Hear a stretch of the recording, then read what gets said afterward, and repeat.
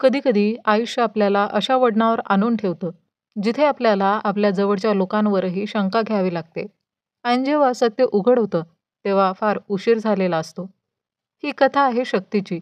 एक जबरदस्त डॉन, एक जबाबदार पिता आणि एक माणूस, ज्याला आपल्या नात्यांसाठी सर्व काही गमवावं लागतं. या चित्रपटात भावनिक बंध, रक्ताचे नाते, फसवणूक आणि सुडाची तीव्र भावना एकत्र गुंफलेली आहे. शत्रूंच्या पेक्षा धोकादायक असतात स्वतःचेच लोक, जे पाठीत खंजीर खुपसतात. जाणून घ्या कशी शक्तीची कहाणी एका सामान्य प्रेमाने सुरू होऊन सूड आणि गुडतेच्या चक्रात फिरते आणि शेवटी जेव्हा सत्य उघड होतं, तेव्हा अनेकांच्या नशिबाचा खेळच उलटून जातो. तर तयार आहात का तुम्ही शक्ती, अमर आणि चंदा यांच्या या थरारक प्रवासासाठी? चला तर मग जास्त वेळ न दवडता व्हिडिओला सुरुवात करूया. तर कथा सुरू होते शक्ती नावाच्या एका गँगस्टरपासून. आता तो बराच म्हातारा झाला आहे. तो सांगतो, माझं आयुष्य खूप संघर्षाने भरलेलं होतं. माझा जन्म होण्याआधीच माझे वडील देवाघरी गेले आणि माझ्या जन्माच्या वेळीच आईचंही निधन झालं. माझ्या आयुष्यात अनेक वेळा असं वाटलं की आता माझं काही खरं नाही. इतक्या धोकादायक परिस्थितींना मी सामोरे गेलो. पण प्रत्येक वेळी मी यमराजालाही चकवा देत स्वतःचा प्राण वाचवत गेलो. म्हणूनच आजपर्यंत मी जिवंत आहे. मग शक्ती त्याच्या तारुण्यातील किस्से सांगायला सुरुवात करतो आणि इथून पुढे चित्रपटाची कथा पुढे सरकते. यानंतर आपण शक्ती आणि त्याचा मोठा भाऊ मणिकमला पाहतो. हे दोघेही गँगस्टर आहेत आणि संपूर्ण दिल्लीमध्ये त्यांची गँग प्रसिद्ध आहे. त्यांच्या आजूबाजूच्या परिसरात त्यांची दहशत पसरलेली आहे. पण त्याच परिसरात सदानंद नावाचा आणखी एक गँगस्टर राहतो. या दोन्ही गँगमध्ये सतत भांडणं चालू असतात. दोघांचं लक्ष म्हणजे त्या परिसरावर पूर्ण वर्चस्व मिळवणं. पण या भांडणांमुळे अनेक निरपराध लोकांचे प्राण जात होते. म्हणून या दोन्ही गँगनी परस्परांमध्ये समझोता करण्याचा निर्णय घेतला आणि त्यासाठी एक मीटिंग आयोजित केली. एका बाजूला सदानंद त्याच्या गँगसोबत आला होता आणि दुसऱ्या बाजूला शक्ती आणि मणिकम. सदानंद म्हणतो, आपली दुश्मनी खूप दिवस चालली आहे, पण याचा ना मला फायदा होतोय ना तुला. म्हणून आपल्याला मैत्रीचा हात पुढे करायला हवा, जेणेकरून आपल्या दोघांच्याही गँगचा या परिसरात राज्य असेल. आपण एकमेकांना मदत करू, म्हणजे तुमचंही नुकसान होणार नाही आणि आमचंही होणार नाही. ही डील शक्ती आणि मणिकमला पटते, म्हणून तेही ते मान्य करतात. यानंतर सदानंद त्यांच्या गुंडासोबत तिकडून निघून जातो. पण शक्तीच्या लक्षात येतं की आसपासच्या भागात अनेक पोलीस आधीपासून तैनात आहेत. इतकंच नाही तर जिथे मीटिंग सुरू होती तिथे शक्तीला सदानंद पोलीस अधिकाऱ्यांशी बोलताना दिसतो. त्यामुळे शक्तीच्या लक्षात येतं की ही संपूर्ण मीटिंग एक सापळा होती. शिकाराला जाळ्यात अडकवण्यासाठी हा सगळा कट रचलेला होता. या धोकेबाज सदानंदने मीटिंगच्या नावाखाली त्यांना इथे बोलवून पोलिसांच्या ताब्यात देण्यासाठीचा हा डाव खेळला होता. यानंतर काय होतं? पोलीस लगेचच शक्ती आणि त्याच्या गँगला पकडण्याचा प्रयत्न करतात. यामुळे पोलीस आणि गँगमध्ये जोरदार गोळीबार सुरू होतो आणि त्या इमारतीत जिथे मीटिंग चालू होती तिथेच एक व्यक्ती आपल्या 2 मुलांसोबत चंदा नावाची मुलगी आणि अमर नावाचा मुलगा वर्तमानपत्र देण्यासाठी आलेला असतो. दुर्दैवाने तो गोळीबारात अडकतो आणि परवा न करता तो आपल्या मुलांना वाचवण्याचा प्रयत्न करतो. पण त्याला गोळी लागते आणि तो तिथेच मरण पावतो. तेव्हा शक्ती तिथून जात असतो. त्याला अमर नावाचा मुलगा आपल्या वडिलांच्या मृतदेहासमोर रडताना दिसतो आणि फायरिंग अजूनही सुरूच असते. म्हणून अमरचे प्राण वाचवण्यासाठी शक्ती त्याला सोबत घेतो, जेणेकरून तिकडून पळ काढता येईल. अमर शक्तीला सांगतो की त्याची छोटी बहीण सुद्धा याच इमारतीत अडकलेली आहे आणि तिलाही वाचवायचं आहे. पण इथे जर आता चंदाला वाचवण्याचा प्रयत्न केला तर शक्ती आणि अमर दोघांचेही प्राण धोक्यात येऊ शकतात, कारण परिस्थिती फारच बिकट होती. म्हणून शक्ती आधी अमरला घेऊन तिकडून थोडं दूर होतो. या फायरिंगमध्ये बरेचसे गुंड आणि पोलीस मारले जातात. मात्र मणिकम, शक्ती आणि अमर वाचतात. नंतर संधी पाहून शक्ती अमरच्या वडिलांचा मृतदेह बिल्डिंगमधून बाहेर काढतो आणि त्याच्या धार्मिक रीतिरिवाजानुसार त्याचा अंत्यसंस्कार करवतो. अमर खूप दुःखी असतो. त्याने आपले वडील गमावलेले असतात. त्यामुळे शक्ती त्याला धीर देतो आणि बोलतो, तुला काळजी करण्याची काही गरज नाही. मी तुला माझ्या स्वतःच्या मुलासारखं वाढवेन. तुला कधीही कोणतीही अडचण येऊ देणार नाही आणि मी तुला वचन देतो की जर चंदा म्हणजे तुझी बहीण फायरिंगमधून जिवंत वाचली असेल तर संपूर्ण जगाला माझा शत्रू का करावा लागला ना, तरीही मी तुझ्या बहिणीला तुझ्याजवळ परत आणेन. हे ऐकून अमरला खूपच आनंद होतो की कोणीतरी त्याच्या बहिणीसाठी एवढं करत आहे आणि अशा प्रकारे तो शक्तीबरोबरच राहायला लागतो. आता जेव्हा एक साधा माणूस एखाद्या गँगस्टरसोबत राहत असतो, तेव्हा तोही हळूहळू गँगस्टरच बनेल. त्यामुळे अमरसुद्धा मोठा होऊन गँगस्टरच बनतो. आता इथून कथा काही वर्षांनी पुढे जाते. आपण शक्ती आणि मणिकम यांच्या कुटुंबियांना पाहतो. त्यांच्या दोघांच्याही कुटुंबात त्यांची पत्नी आणि एक मुलगी आहे. मणिकमची मुलगी कॉलेजमध्ये शिकते आणि ती अर्जुन नावाच्या मुलावर प्रेम करते. ती जेव्हा अर्जुनला सांगते की मी प्रेग्नंट आहे, तेव्हा अर्जुन थेट तिच्याशी नातं तोडतो आणि बोलतो, "मी फक्त तुझ्याशी टाईमपास करत होतो. मला तुझ्यासारख्या मुली आवडत नाही. मला तुझ्यात रसही उरलेला नाही. आता तू तुझ्या वाटेने जा आणि मी माझ्या वाटेने." हे ऐकून मनिकमच्या मुलीला जबरदस्त धक्का बसतो की त्याने तिला धोका दिला आहे आणि ती हे सहन करू शकत नाही आणि मग ती खिडकीतून उडी मारून स्वतःला संपवते. मरण्याच्या आधी तिने आपल्या वडिलांसाठी एक मेसेज सोडलेला असतो, ज्यामध्ये तिने अर्जुनच्या सर्व हरकती उघड केल्या असतात आणि सांगितले असते की त्यामुळेच ती स्वतःचं जीवन संपवत आहे. हे समजल्यावर शक्ती आणि मनिकम दोघांनाही खूप राग येतो. त्यांना वाटतं की अर्जुनने आपल्या मुलीसोबत असं केलं तर त्याला धडा शिकवलाच पाहिजे. ते ठरवतात की ते त्याला जिवंत सोडणार नाही आणि इथेच आपल्याला कळतं की अर्जुन दुसरं कोणी नसून तो सदानंदचाच भाचा आहे. सदानंद आठवतो ना, तोच सदानंद ज्याच्याशी शक्ती आणि त्याच्या गँगची जुनी दुश्मनी होती आणि सदानंदलाही हे माहिती असतं की अर्जुनमुळेच मनिकमच्या मुलीने स्वतःला संपवलं आहे. सदानंदला हे माहिती असतं की आता शक्ती शांत बसणार नाही, म्हणून तो अर्जुनला वाचवण्याचा प्रयत्न करू लागतो. पण त्याआधी शक्ती आणि त्याचे लोक अर्जुनला पकडून घेऊन जातात. सदानंद शक्ती, मनिकम आणि अमर यांना विनंती करतो की अर्जुनला सोडून द्या, मी माफी मागायला तयार आहे, असं तो म्हणतो. पण ते तिघं कुठे ऐकणार होते. ते सदानंदच्या समोरच अर्जुनवर गोळ्या झाडून त्याला ठार मारतात आणि तिथेच अर्जुनचा खेळ संपतो. हे पाहून सदानंद पूर्णपणे वेडा होतो. त्याचा आणखी एक भाचा असतो, अर्जुनचा मोठा भाऊ दीपक यादव. दीपक आपला भाऊ मारला गेला आहे हे सहन करू शकत नाही. तो म्हणतो, जसं शक्ती, मनिकम आणि अमर यांनी मिळून अर्जुनला मारलं, तसं मी पण त्यांना मारून टाकेन. सदानंद त्याला सांगतो, बघ हे इतकं सोपं नाही. त्या तिघांना मारणं सोपं नाही. योग्य वेळेची वाट बघ. तोपर्यंत त्यांना जगू दे जितकं जगायचं आहे. शेवटी त्यांचं मरण आपल्याच हातून ठरलेलं आहे. शक्तीने सगळ्यांच्या समोरच अर्जुनला गोळ्या झाडल्या होत्या. त्यामुळे पोलिसांकडे त्याच्या विरुद्ध पुरावे होते आणि म्हणूनच त्याला अटक केली जाते. पण शक्ती एक मोठा गँगस्टर होता. त्यामुळे त्याला जेलमध्ये पूर्ण सन्मानात नेलं जातं.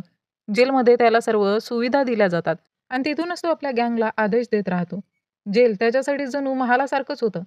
शक्ती जेलमध्ये जाण्याआधी अमरला सांगतो, बघ बेटा अमर, जोपर्यंत मी जेलमध्ये आहे तोपर्यंत तूच आपली गँग चालव. हे ऐकून अमरला खूप आनंद होतो की आता त्याच्याकडे सत्ता आली आहे आणि शक्तीच्या अब्सेन्समध्ये तो गँगला छान प्रकारे चालवतो सुद्धा. तिथे जेलमध्ये शक्तीला भेटायला नेहमी एक मुलगी येत असते. तिचं नाव असतं इंद्राणी. शक्ती आणि इंद्राणी एकमेकांना आवडायला लागलेले असतात. खरं तर एकदा असं होतं की शक्ती चंद्राला शोधत शोधत एका कोठ्यावर जातो आणि तिथे त्याची भेट इंद्राणीशी होते आणि तिथूनच त्यांचं एकमेकांवर प्रेम जडतं. यानंतरच्या सीनमध्ये सदानंद एक राजकीय पक्ष स्थापन करतो, कारण आता तो निवडणूक लढणार असतो. यानंतर सदानंद अमर आणि मनिकमसोबत एक मीटिंग ठेवतो. तिथे तो त्यांना सांगतो, जसं तुम्हाला माहिती आहे, मी आता निवडणूक लढतोय आणि नेत्यांवर सगळ्यांच्याच नजरा असतात. त्यामुळे आता मी गँगस्टरचं काम उघडपणे करू शकणार नाही.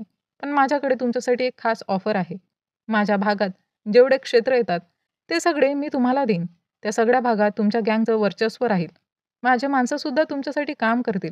फक्त एक अट असेल, तुम्हाला या सगळ्या व्यवहारातून जे काही नफा होईल त्याचा 30% मला द्यावा लागतील. बाकीचा तुम्ही ठेवा. याने आपली जुनी दुश्मनीही संपेल आणि आपण सगळे मिळून काम करू शकू. अमरला ही डील आवडते. पण जेव्हा तो शक्तीला याबद्दल सांगतो, तेव्हा शक्ती खूपच रागावतो.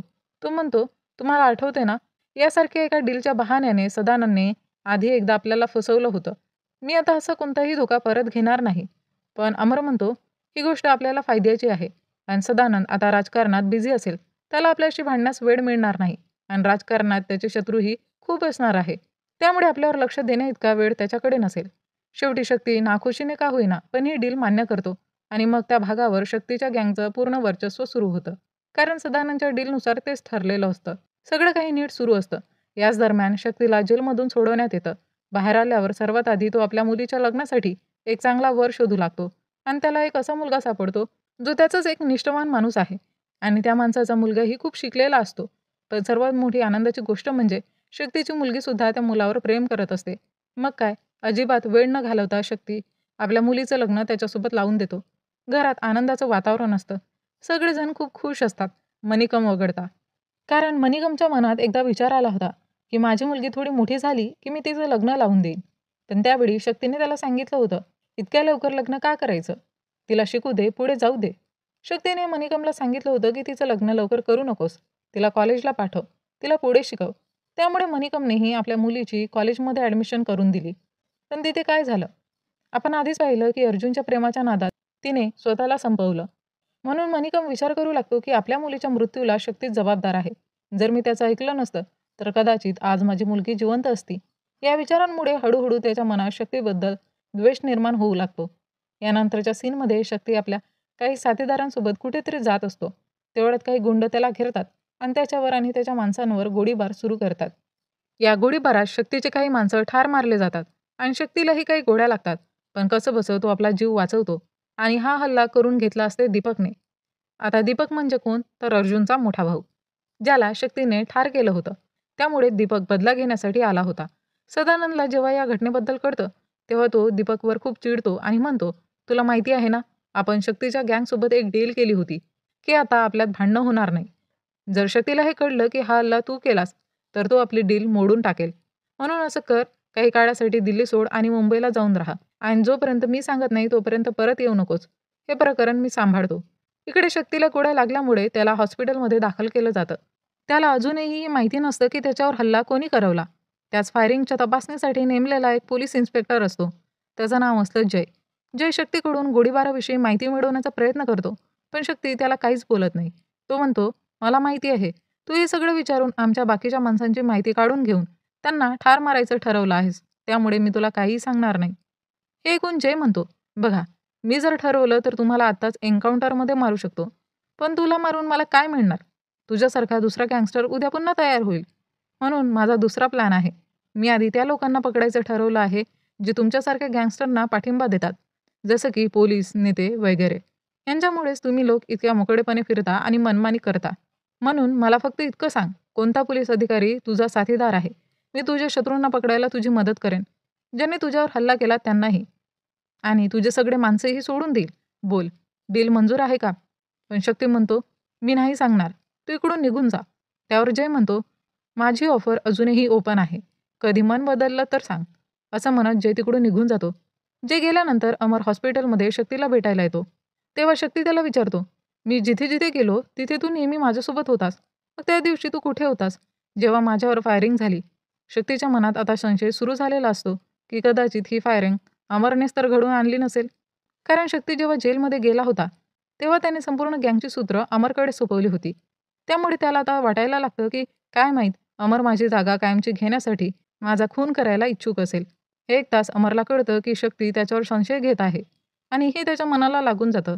तो म्हणतो, मी जे काही केलं ते फक्त तुमच्यासाठी केलं. मी तुम्हाला वडिलांसारखं मानलं. पण आज तुम्हालाच माझ्यावर विश्वास नाही. ही गोष्ट किती वेदना देणारी आहे. ही गोष्ट जेव्हा शक्तीची पत्नी ऐकते तेव्हा ती सांगते, अमर माझ्यासोबत हॉस्पिटलमध्ये गेला होता. आपली मुलगी प्रेग्नंट होती ना, तिची टेस्ट करायची होती. पण तिथे आम्हाला कळलं की ती ज्या मुलाला जन्माला घालणार होती त्याने पोटातच दम तोडला आहे. ही बातमी इतकी धक्कादायक होती की अमरला तुम्हाला सांगायची हिंमतच झाली नाही. म्हणून तो त्या दिवशी तुमच्यासोबत नव्हता. हे ऐकून शक्तीला आपल्या चुकीची जाणीव होते. तो अमरची माफी मागतो की मी तुझ्यावर संशय घेतला. ही माझी खूप मोठी चूक होती. पण अमरच्या मनात ती गोष्ट खोलवर रुतलेली असते की शक्तीने त्याच्यावर विश्वास ठेवला नाही. आणि याच संधीचा फायदा घेतो मणिकम. मणिकमला आधी शक्तीची चीड लागलेली असते आणि आता तो अमरला आपल्या बाजूने ओढतो. तो अमरला भडकावतो आणि बोलतो, तुला माहिती आहे का, त्या दिवशी जेव्हा तू लहान होतास आणि त्या बिल्डिंगमध्ये फायरिंग झाली होती तर तुझ्या वडिलांना लागलेली गोळी शक्तीने झाडली होती. शक्तीच तो होता ज्याच्यामुळे तुझा वडील तुझ्यापासून हिरावला गेला. ॲक्च्युली मंडळी, ही गोष्ट खरी नव्हती. मणिकमने खोटं बोललेलं असतं. पण अमर त्याच्या बोलण्यावर विश्वास ठेवतो आणि समजतो की खरंच शक्तीनेच माझ्या वडिलांचा खून केला होता. आणि अशा प्रकारे अमरचंही मन आता शक्तीविरोधात विष भरलेलं असतं. तोही आता शक्तीचा द्वेष करू लागतो. द्वेष इतका वाढतो की ज्याला तो आपल्या वडिलांसारखा मानत होता त्याचा प्राणही घेण्यास अमर आता तयार होता. म्हणून सगळे मिळून एक प्लॅन बनवतात. योग्य वेळ पाहून आपण शक्तीला संपवून टाकू. यासाठी ते एक बनावट मीटिंग ठेवतात. ती देखील थेट नेपाळमध्ये. आणि जेव्हा शक्ती तिथे येईल तेव्हा त्याला तिथे ठार मारून त्याचं प्रेत तिकडून फेकून दिलं जाईल. हा प्लॅन इतका गुप्त असतो की कोणालाच याचा सुगावाही लागत नाही. आता इकडे शक्ती सध्या पूर्णपणे एकटा पडलेला असतो. दुश्मन तर आधीच होते, पण आता त्याचे आप्तजन सुद्धा, म्हणजे अमर आणि मणिकम, हे सुद्धा त्याच्या विरोधात उभे राहिलेले असतात. शेवटी अमर आणि मणिकम शक्तीला एक खास काम सांगून नेपाळला बोलावतात. शक्ती त्यांच्यावर विश्वास ठेवून एकटाच नेपाळला जातो. पण तिथे पोहोचताच मणिकम आणि अमर आपलं खरं रूप दाखवतात आणि शक्तीवर हल्ला करण्याचा प्रयत्न करतात. शक्ती चकित होतो. तो त्यांना विचारण्याचा प्रयत्न करतो, काय झालं? तुम्ही असं का करताय माझ्याशी? पण कोणीच काही बोलत नाही. ते फक्त त्याला मारतच राहतात आणि मारतच राहतात. शेवटी त्याच्यावर गोळ्या झाडून त्याला डोंगरावरून खाली फेकून दिलं जातं आणि काम झाल्यावर सगळे तिकडून निघून जातात. शक्तीशिवाय इंद्राणी अगदी एकटी पडलेली असते. इंद्राणी म्हणजे तीच जिच्यावर शक्ती प्रेम करत होता आणि त्यामुळे अमर तिच्या जवळ जाण्याचा प्रयत्न करतो. तो तिला बोलतो, बघ शक्ती आता या जगात नाही, त्यामुळे त्याची वाट बघण्यात काही अर्थ नाही. पण मंडळी, हा अमरचा एक मोठा गैरसमज होता. शक्ती मेला नव्हता. त्याच्या शरीरात अजूनही थोडीफार प्राणशक्ती उरलेली होती. त्यामुळे तो रक्तबंबाळ अवस्थेत असतानाही जीव वाचवण्यासाठी रेंगाळत पुढे जाऊ लागतो. मोठ्या कष्टाने तो आपल्या शरीरातून गोळ्या काढतो आणि म्हणतो, काही झालं तरी मी इतक्या सहज यमराजासमोर हार मानणार नाही. जोपर्यंत मी माझा सूड पूर्ण करत नाही, तोपर्यंत मृत्यूसुद्धा मला काही करू शकत नाही. आणि मग पुढे जात असताना एक भयंकर बर्फवृष्टी शक्तीला आपल्या तडाख्यात घेते. ती बर्फवृष्टी त्याला ओढत नेते आणि थेट मॅक्स नावाच्या व्यक्तीच्या दरवाजाजवळ फेकते. मग मॅक्स त्याला पाहतो आणि गरजू समजून त्याच्यावर उपचार करतो. फक्त एवढंच नाही तर मॅक्स त्याला नीट ट्रेनिंगही देतो, जेणेकरून शक्ती पुन्हा आपल्या शत्रूंना संपवण्यासाठी परत जाऊ शकेल. हे सगळं घडत असताना 2 वर्ष निघून जातात. 2 वर्षानंतर शक्ती पुन्हा दिल्लीला परततो. सर्वप्रथम तो आपल्या घरी आपल्या कुटुंबियांना भेटायला जातो, पण तिथे त्याचं कुटुंब राहत नसतं. शोध घेतल्यावर त्याला समजतं की त्याच्या मृत्यूच्या बातमीनंतर अमर आणि महिकमने संपूर्ण गँगवर आपला ताबा मिळवला होता. शक्तीच्या पत्नी आणि मुलीवर त्यांनी खूप अत्याचार केला होता. हे अत्याचार शक्तीच्या जावयाला सहन होत नाही, म्हणून तो आपल्या पत्नीला आणि सासूला घेऊन गावाला निघून जातो. पण एका अपघातात शक्तीच्या पत्नीच्या स्मरणशक्तीवर परिणाम होतो. आता ती पटकन कोणाला ओळखू शकत नाही. शक्ती जिवंत असल्याची बातमी जेव्हा अमर आणि मणिकमपर्यंत पोहोचते, तेव्हा त्यांना फार मोठा धक्का बसतो. त्यांना रात्रभर झोप येईनाशी होते. म्हणूनच ते पुन्हा शक्तीला मारण्याचा कट रचतात. शक्ती जेव्हा आपल्या पत्नीला भेटायला गावाकडे जात असतो, तेव्हा पुन्हा गुंड त्यांच्यावर हल्ला करतात. पण यावेळी शक्तीने घेतलेल्या ट्रेनिंगचा तो योग्य वापर करतो. शक्ती आधीपासूनच एकटा अनेकांवर भारी होता. त्याच्या शत्रूंमध्ये त्याला कोणीही थांबू शकत नव्हतं. त्याला हरवलं होतं ते फक्त त्याच्या स्वतःच्या लोकांनीच. म्हणून जेव्हा आपल्यानेच फसवलं, तेव्हा त्याची कठोरता, त्याची ताकद आणखी वाढली. आता तो एकटाच म्हातारा माणूस त्या गुंडांसमोर सैन्यासारखा उभा राहतो. तो धाडसाने त्यांच्याशी लढतो आणि एकामागोमाग एक सगळ्यांना ठार मारतो. यानंतर तो गावात येतो आणि आपल्या कुटुंबाला भेटतो. त्याला पाहून सगळे खूप खुश होतात. त्यांना कल्पनाच नव्हती की शक्ती पुन्हा येईल. पण शक्तीची पत्नी त्याला ओळखण्यास नकार देते. हे पाहून शक्तीला खूप वाईट वाटतं आणि त्याचा राग आणखीनच वाढतो. तेव्हा जय पुन्हा त्याला भेटायला येतो आणि म्हणतो, माझी ऑफर लक्षात असेलच, अजूनही वेळ आहे. जर तू सांगितलंस की तुझ्यावर हल्ला कोणी केला, तर मी त्यांना जेलमध्ये टाकेन. पण शक्ती उत्तर देतो, त्याची गरज नाही. 2 दिवसांनी तुम्हाला न्यूज हेडलाईनमध्ये त्यांच्या मृत्यूची बातमी मिळेलच. जे काही त्यांनी माझ्यासोबत केलं ना, त्याचा बदला मी त्यांचा जीव घेऊन घेणार आहे. यानंतर शक्ती सर्वात आधी मणिकमला फोन करतो आणि त्याला एका अज्ञात ठिकाणी बोलवतो. जेव्हा मणिकम शक्तीला समोर बघतो, तेव्हा तो चकित होतो आणि पडण्याचा प्रयत्न करतो. पण हा शक्ती आपला रागाचा स्फोट करत मणिकमला तिथेच ठार मारतो. मणिकम तर मरून गेला होता. आता फक्त अमरच जिवंत असतो आणि त्यालाही संपवल्यावर शक्तीचा सूड पूर्ण होणार असतो. दुसरीकडे सदानंदचा नैसर्गिक मृत्यू होतो. त्याला एक नव्हे तर अनेक आजार होते. त्यामुळे त्याची नॅचरल डेथ होते. सदानंदच्या मृत्यूनंतर दीपक म्हणतो, माझा मामाच होता जो मला शक्तीकडून सूड घेण्यापासून थांबवत होता. पण आता मला थांबवणारं कोणीच उरलेलं नाही. शक्ती तर आधीच मेला. आता मी अमरलाही सोडणार नाही. म्हणून दीपक आपल्या गुंडांमार्फत अमरच्या घरावर बॉम्बस्फोट करवतो. पण नशिबाने त्यावेळी अमर घरात नसतो. त्यामुळे त्याचा जीव वाचतो. पण घरात इंद्राणी असते आणि ती त्या स्फोटात मारली जाते. दीपकला जेव्हा कळतं की अमर जिवंत आहे, तेव्हा तो आपल्या गुंडांना सांगतो की अमरचं अपहरण करा. गुंड अमरला पकडून दीपककडे नेतात. तिथेच दुसरीकडे शक्ती अमरला ठार मारण्यासाठी त्याच्या घरी पोहोचतो. पण घरात बॉम्बस्फोट झालेला असतो. हे पाहून तो घाबरतो. त्याला कळतं की इंद्राणी आत होती आणि ती आता वाचली नाही. हे समजताच तो खूप हादरतो. तो इंद्राणीला शोधण्यासाठी ढिगाऱ्यात घुसतो. पण त्याच्यावर मलबा कोसळतो आणि त्याला आणखी दुखापत होते. तेव्हा जय तिथे पोहोचतो. तो या बॉम्बस्फोटाच्या तपासासाठी तिथे आलेला असतो. जयला शक्ती ढिगाऱ्याखाली सापडतो. तो लगेच त्याला आपल्या घरी घेऊन जातो. कारण त्यालाही कळतं की शक्तीची अवस्था आता फार गंभीर आहे. जयची पत्नी डॉक्टर असते. ती लगेचच शक्तीवर उपचार सुरू करते. उपचाराच्या दरम्यान ते दोघं एकमेकांबद्दल बोलायला लागतात. जयची पत्नी सांगते, माझा भाऊ आणि वडील एका इमारतीत फायरिंगमध्ये मारले गेले होते. मग मला अनाथाश्रमात वाढवण्यात आलं. पण माझं नशीब चांगलं होतं की मला शिकायची संधी मिळाली आणि मी डॉक्टर झाले. नंतर माझं जयशी लग्न झालं. हे ऐकून शक्तीला आठवतं, अरे तुझी कहाणी तर अगदी अमरच्या बहिणीसारखीच आहे. जेव्हा मी अमरला वाचवलं होतं, तेव्हा त्याची बहीण त्या इमारतीतच हरवली होती. शक्ती विचारतो, तुझं नाव चंदा आहे का? ती उत्तर देते, हो, माझंच नाव चंदा आहे. पण तुम्हाला कसं माहिती? तेव्हा शक्ती तिला संपूर्ण कहाणी सांगतो आणि म्हणतो, तुझा भाऊ अमर अजूनही जिवंत आहे. हे ऐकून चंदाला खूप आनंद होतो. पण ते पुढे आणखी काही बोलण्याआधीच तेव्हाच तिथे दीपकचे गुंड येतात. कारण त्यांना कळालेलं असतं की शक्ती अजूनही जिवंत आहे आणि जयच्या घरी लपून बसला आहे. म्हणून ते शक्तीला मारण्यासाठी तिथे पोहोचतात. पण शक्ती त्यांच्यासमोर हार मानणारा नसतो. तो सगळ्यांशी भिडतो आणि त्यांना जबरदस्त मारतो. एकामागून एक सगळ्यांचा जीव घेतो. इकडे अमर दीपकच्या तावडीत अडकलेला असतो. दीपक त्याला ठार मारण्याचा प्रयत्न करतो. पण अमर स्वतःचं संरक्षण करताना उलट दीपकची जबरदस्त धुलाई करतो आणि तिकडून निघून जातो. यानंतर शक्ती अमरला एक व्हॉइस नोट पाठवतो, ज्यात तो अमरला त्या इमारतीत बोलावतो, जिथे त्याच्या वडिलांना गोळी लागली होती आणि त्याची बहीण हरवली होती. हे ऐकून अमर थोडा गोंधळतो. शक्ती मला तिथे का बोलवत आहे? तो मला काय सांगू इच्छितो? मग तो स्वतःच म्हणतो, अरे माझ्यासाठी तर हे उत्तमच आहे. मी त्याला मारणारच आहे. जसं त्याने माझ्या वडिलांचा जीव घेतला होता, तसंच मी त्याचाही जीव घेईन. पण आपल्याला तर आधीच माहिती असतं की शक्तीने अमरच्या वडिलांचा जीव घेतला नव्हता. मणिकमने खोटं सांगितलं होतं आणि अमरला भडकावलं होतं. तर अमर शक्तीला मारण्यासाठी त्या इमारतीत पोहोचतो. तिथे तो आल्या आल्या शक्तीवर हल्ला करतो. पण शक्तीने त्याला प्रत्यक्षात तिथं बोलवलं होतं चंदाशी भेट घडवण्यासाठी. पण अमर तर थेट झगडायलाच लागतो. त्यांच्यात जोरदार झटापट होते. झटापटीच्या वेळी अमर म्हणतो, आज मी माझ्या वडिलांच्या खुनाऱ्याला संपवणार आहे. जसं तू माझ्या वडिलांना मारलं तसंच मी तुला मारणार. हे ऐकून शक्ती चकित होतो. तो विचारतो, काय? तुला कोणी सांगितलं की मी तुझ्या वडिलांना मारलं? शक्ती म्हणतो, अरे मी तुझ्या वडिलांना मारलं नाही. मला अजूनही माहिती नाही की त्यांचा खून कोणी केला. हे ऐकून अमर म्हणतो, मणिकमने सांगितलं होतं की तूच त्यांना मारलंस. शक्ती म्हणतो, अरे बावडट, मणिकमने तुला माझ्याविरुद्ध भडकवलं. तुझा फायदा घेतला. जर मी तुझ्या वडिलांना मारलं असतं तर तुला मी माझ्या मुलासारखं वाढवलं असतं का? मला वाटलं असतं तर मी तुला तिथेच मरू दिलं असतं. हे ऐकून अमरलाही जाणवतं की तो मोठ्या भ्रमात होता. त्याने मोठी चूक केली आहे.